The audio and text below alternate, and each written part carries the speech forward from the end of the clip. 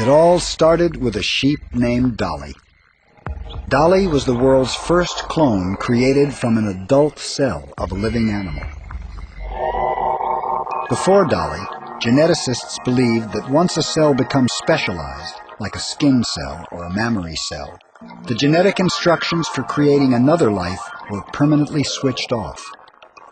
The creators of Dolly forced cells into hibernation by starving them of some nutrients.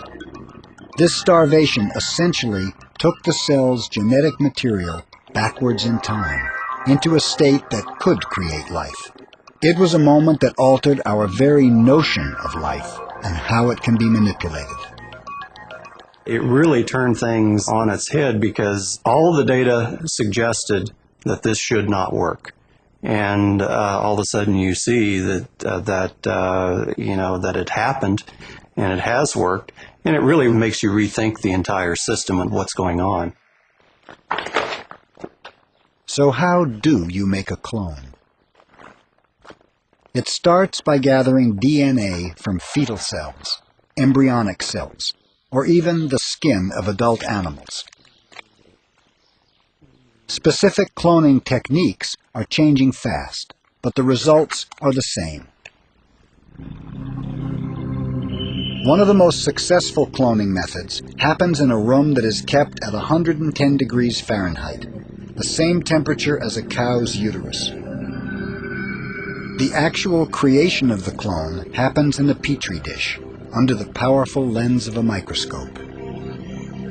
With the guiding arms of the micromanipulator, the nucleus of an egg cell is sucked out, creating an egg that has no genetic instructions.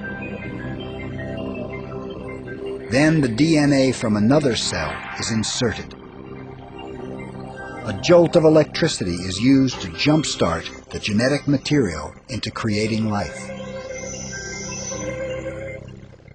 But to make it into the world, the clones need the help of a surrogate mother.